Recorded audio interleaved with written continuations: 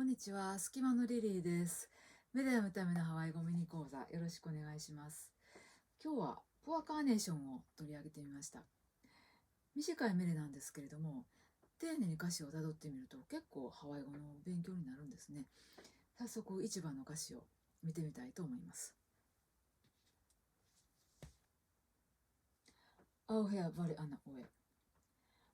あなたに対してまず私の思いを聞いてくださいと呼びかけてるんですけれども、ポアカーネーション、カウアロハ。カウアロハ。私のアロハ。私が愛する人はポアカーネーションのような人ですと。ぜひこういう短い文章でハワイ語の基本的な語順を確認していただきたいんですね。文頭にあるポアカーネーションが述語の部分です。ポアカーネーションのような人です。作文するときは文頭に大きな「O」がついて、ポアカーネーションのところまでが述語。そして「カウアロハ」、この後半部分が主語。カウ、私のという意味の言葉ですけれども、コウではなくてカウ。アのタイプの所有形は私のではなくて私がと訳した方がいい場合が結構あるんですね。この場合もそうなんですけれども、私が愛する人はポアカーネーションのような人ですと、そんな風に訳すことができます。次の歌詞を見てみたいと思います。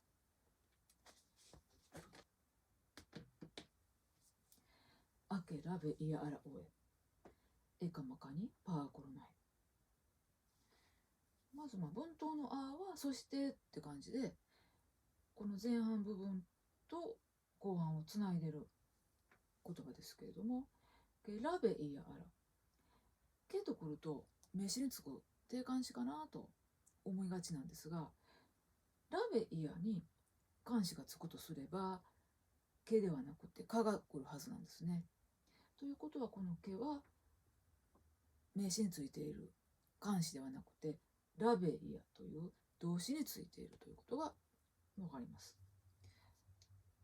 そしてラベイヤのイヤはラベという運ぶという動詞を運ばれると受け身にしてくれています。運ばれる、何によって運ばれるのかを表現しているのがこの絵の部分です。かまかに、風によって運ばれる。そしてどのような風なのかがパーコロナイと、穏やかに吹く風と後ろから修飾されています。もう一つ気をつけていただきたいのが、プアカーネーションの話なので、このアラをお花の香りかなと思ってしまいそうなんですが、違うんですね。この毛とアラが対になっています。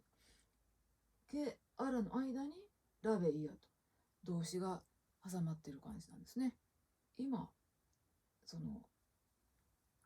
あなた、プアカーネーションのようなあなたが運ばれていく。今そのことが起こっているということがこのケアラのところで表現されています。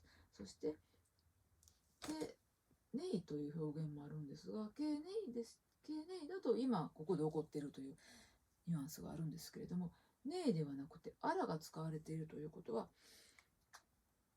ちょっと遠くに運ばれていくようなニュアンスがこのアラで表現されているということもわかります。2番の歌詞では、あなたの香りが運ばれていってどうなるのかっていうところが語られているんですけれども、この続きは次回のミニ講座でお話ししたいなと思っています。未来のためのハワイ語ミニ講座終わります。